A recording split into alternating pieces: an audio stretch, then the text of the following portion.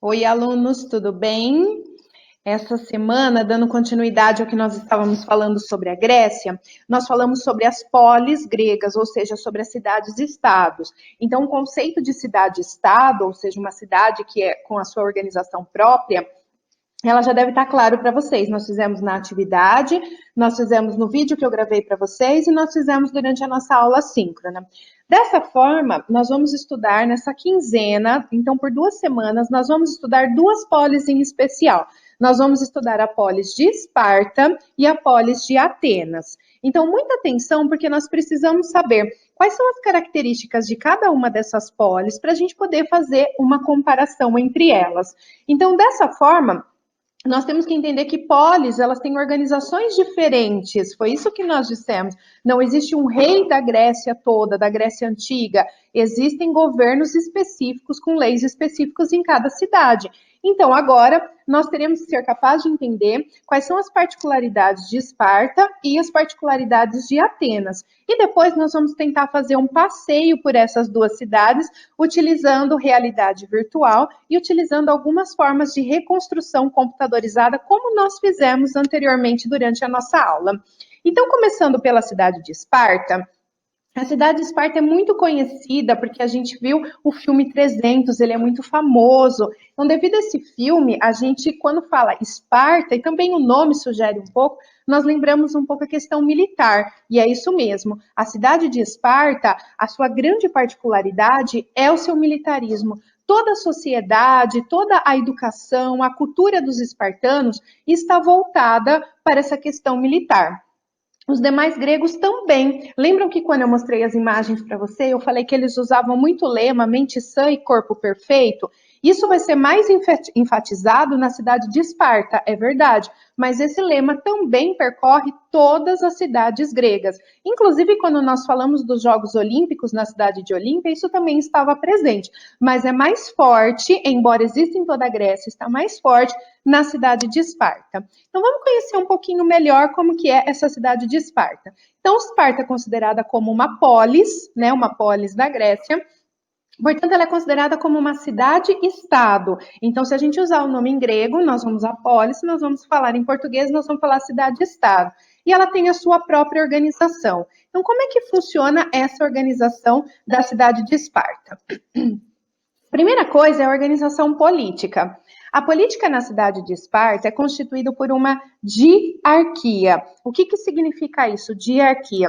A gente conhece muito a palavra monarquia. Monarquia vem de mono, de apenas uma coisa. Diarquia são duas. Então, essa cidade ela possui 2 reis.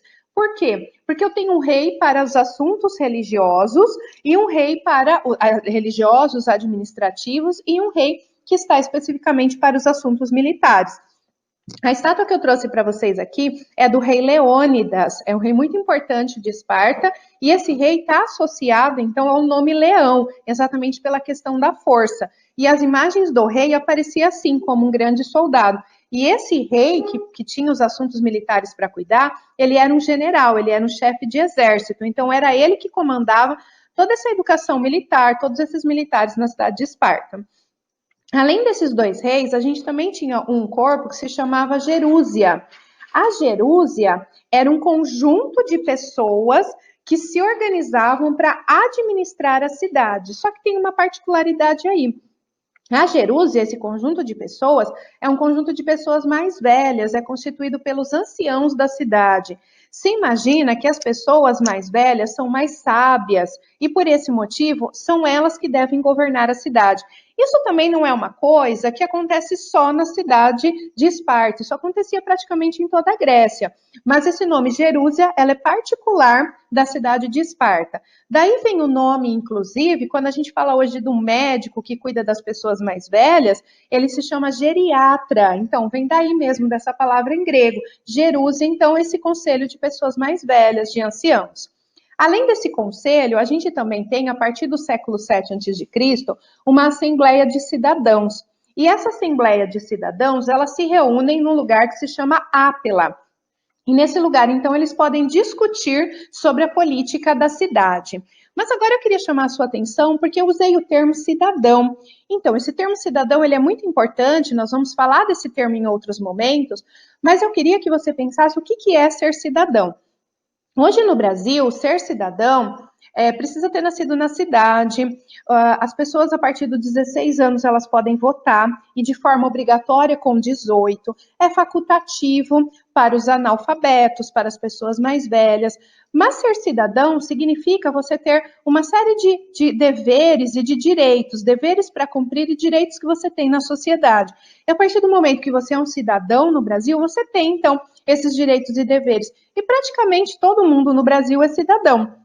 Mesmo que você não nasceu no Brasil, você tem o direito, por algumas regras, de adquirir essa cidadania e pertencer, então, a esses cidadãos no Brasil. Mas, na antiguidade, seja na cidade de Esparta, seja na cidade de Atenas, ou seja mesmo em outras localidades fora da Grécia, não era bem assim. Então, a primeira coisa que a gente tem que entender é que uma pessoa que nascia em outra cidade era considerado como um estrangeiro, ele não era um cidadão. Até mesmo porque nós não falamos que a particularidade da palavra polis é que cada cidade tem a sua organização? Pois bem, então se alguém nasceu na cidade de Atenas, essa pessoa é um cidadão em Atenas, mas em Esparta vai ser um estrangeiro. Se alguém nasceu na cidade da Macedônia, pode ser um cidadão na Macedônia, mas na cidade de Esparta ele vai ser um estrangeiro. Ainda assim, a gente tem mais uma particularidade. Para ser cidadão, não basta nascer somente na cidade. Para ser cidadão e participar da política, você precisa ter tempo para ela. Se você não tiver tempo, você não pode participar dela. Então, se você trabalha, por exemplo, na agricultura, ou se você trabalha com artesanatos, com comércio, você não tem tempo disponível para poder participar dessa política, para poder ter um conhecimento mínimo de filosofia, para que você possa discutir a política, então, nessa cidade. Dessa forma, só pertencia a essa classe, então, essa camada da sociedade, as pessoas que eram ricas, ou seja, as pessoas que tinham tempo. E a riqueza nessa época não está no dinheiro como a gente conhece hoje. A riqueza nessa época está na posse de terra. Então, se você tinha a posse da terra, você tinha tempo. E se você tinha tempo, você poderia prestar serviços para a cidade, como, por exemplo, na política ou até mesmo ser um guerreiro. As pessoas que trabalhavam na terra, elas não tinham tempo para isso. Eu que tenho a terra, tenho alguém que trabalha nela.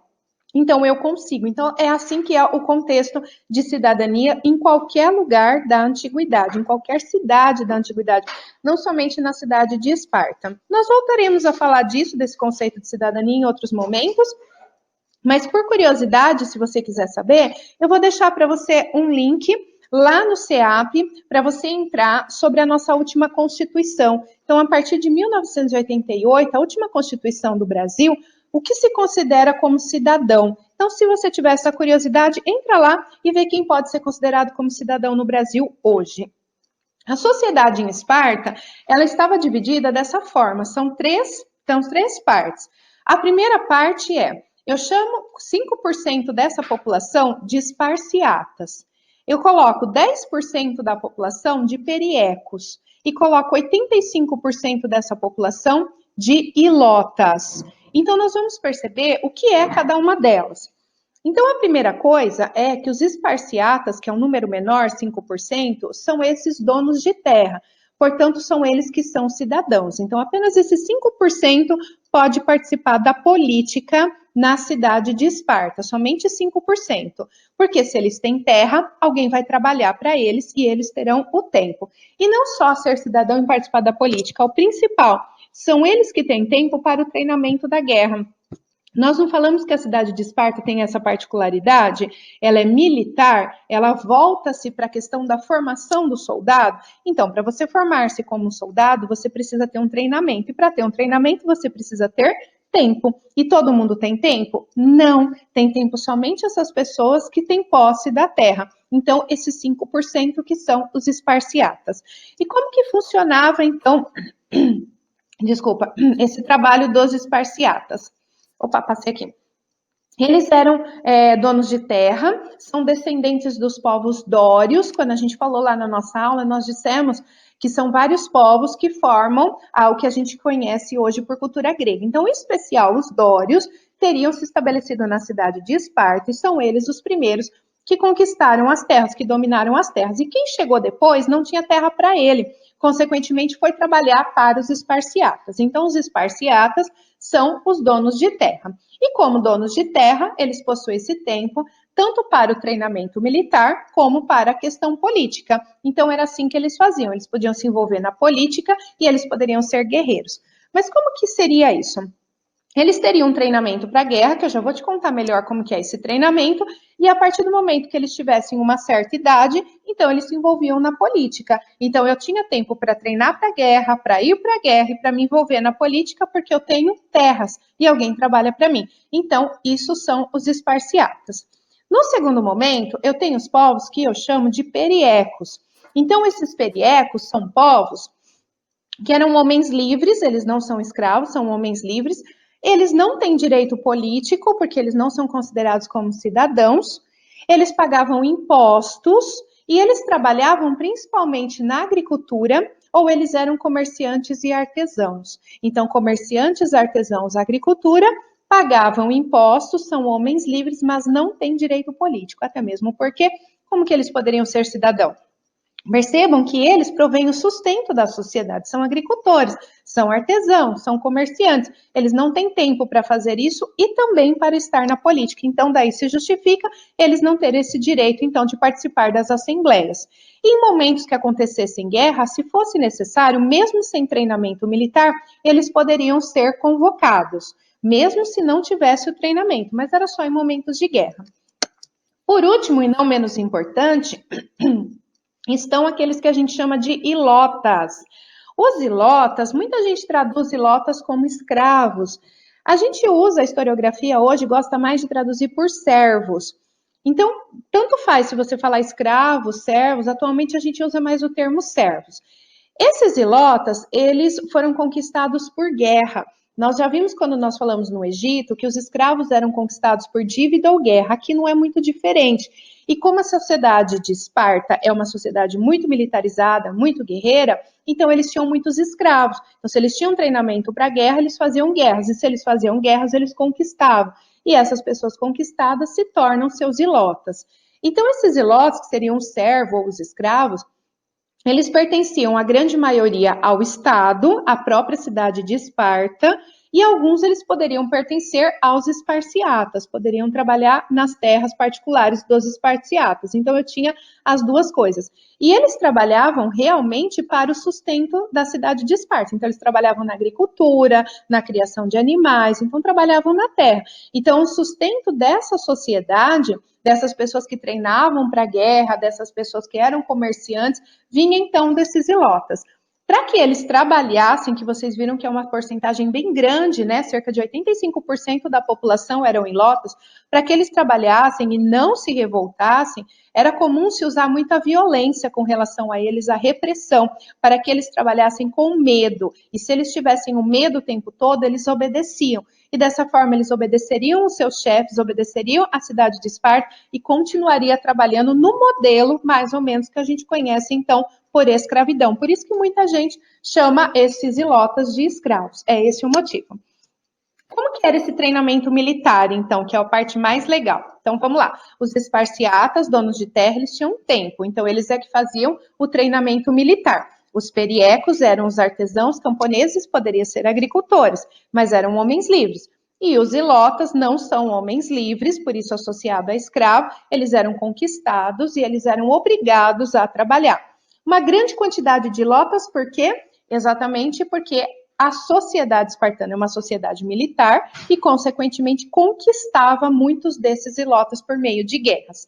Então, se eles eram povos guerreiros, eles eram soldados e a sua formação está toda ali, como que era, então, esse treinamento? O treinamento deles era muito rígido, porque a sociedade tinha que estar preparada. As pessoas tinham que ser preparadas para serem soldados, mesmo sendo uma minoria. Vocês se lembram lá, quando eu fiz a pirâmide social? Apenas 5% deles iriam treinar para ser soldados. E eu tenho 85% de ilotas. Para que esses 5% conseguisse ser superior, colocar-se acima desses ilotas, com essa opressão, essa violência, eles tinham que ser muito fortes mesmo. Daí esse treinamento ser tão rígido. Então, como que acontecia esse treinamento militar? Os meninos esparciatas, que seriam herdeiros das terras, porque eles têm a terra e alguém trabalha na terra para eles, então preciso ter o tempo para isso. Aos 7 anos, ele ia para uma escola militar, ele era separado da sua família e ele ia para uma escola militar. Dos 7 anos aos 18 anos, ele tinha esse treinamento militar. E era um treinamento muito rígido. Eles passavam boa parte da sua vida andando em florestas, eles ficavam em campos, no meio do campo, às vezes até sem roupa, sem comida, tinha que caçar sua própria comida, prover sua própria comida, ou às vezes tinha uma comida muito simples, tipo sopa, coisas que não davam muito sustento. Então, eles passavam fome mesmo. Por quê? Porque faz parte do seu treinamento, esse treinamento de resistência, como você vai sobreviver sozinho, como que você vai se virar em meio à floresta. Eles dormiam no chão ou então em esteiras, eles tinham essa má alimentação, esse período de sono muito ruim.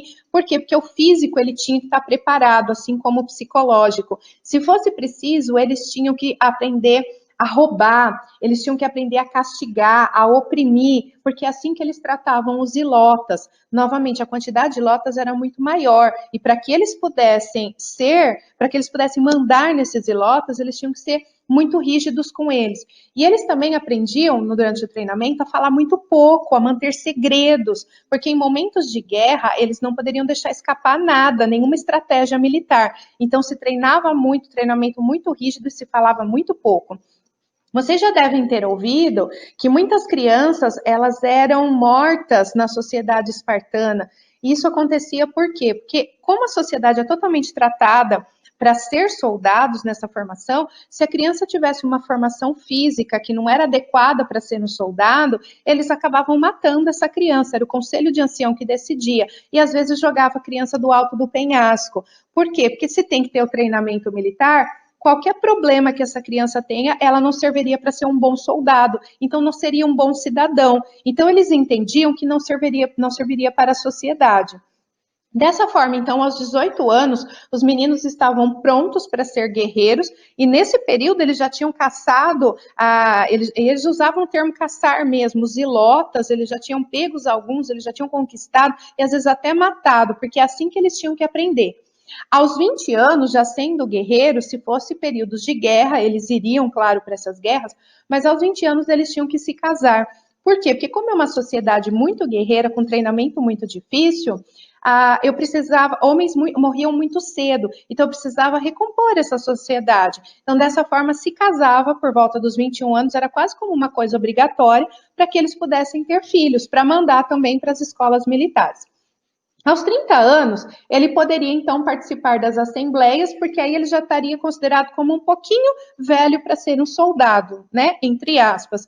Aí ele estaria melhor preparado para participar das questões políticas na sociedade. Então, até aí, ele já foi para muitas guerras, ele está totalmente preparado para isso. Com 30 anos, ele participava das assembleias. E aos 60 anos, ele se aposentava. Não vamos esquecer que a expectativa de vida nessa época é muito menor do que a nossa. Então, ter 60 anos em Esparta não é exatamente ter o físico, tem todas as condições que uma pessoa de 60 anos hoje. Então, esse homem vai ser totalmente treinado dessa forma para oprimir os ilotas e comandar a sociedade. Muito bom. E as mulheres? Qual é o papel dessa mulher na sociedade? As mulheres, no caso das esparciatas também, é claro, elas também precisavam passar por um treinamento. Elas iam para a escola com 7 anos, como os meninos, e ficavam até os 12. Só que esse treinamento delas era mais voltado para a educação física. Por quê? Considerava-se que as mulheres tinham que ter um físico muito forte, um porte físico forte, por exemplo, ter quadril muito largo. Por quê? Eles acreditavam que as mulheres mais fortes eram as mulheres que conseguiriam engravidar com mais facilidade e elas não morreriam durante o parto. Então, considerando que é uma sociedade guerreira, eu precisava muito, muito mesmo que essas mulheres tivessem muitos filhos. Era essa a ideia. Então, por isso delas terem o treinamento. Elas tinham, inclusive, uma vida pública, elas andavam no meio do comércio, no meio das cidades, elas conheciam as coisas, conheciam um pouquinho de política, embora não fossem participantes da política, a mulher não tinha esse direito. mas elas faziam sim, elas tinham esse conhecimento, até mesmo porque em momento de guerra, o homem vai para a guerra e elas precisavam cuidar da sua casa. Como elas precisavam cuidar da sua casa, das suas terras, dos seus periecos e ilotas, elas tinham que ser mulher forte. Então, dessa forma, elas também passavam por esse treinamento. Com 12 anos, elas voltavam para casa e elas aprendiam todas as tarefas domésticas com as suas mães. E dessa forma, então, a sociedade caminhava, dividida então nessas 3 camadas sociais e com o uso de muita violência para que a sociedade se mantivesse dessa forma. Eu trouxe aqui para vocês um artigo, também vou deixar lá no CEAP, da revista Aventuras na História, que ela conta um pouquinho mais particularidades, se você tiver essa curiosidade, de como era essa educação, esses treinamentos dentro dessas falanges, que seria um quartel militar. Então, como que seria isso? Essa reportagem traz para vocês, tá bem? Quando a gente fala novamente em Esparta, a gente lembra do filme 300, né? Essa cena que é muito marcante, que eles falam, nós somos espartanos, né? Isso é Esparta. Agora, por que ele fala isso? Porque Esparta, então, fortemente está enraizado essa ideia de militarismo.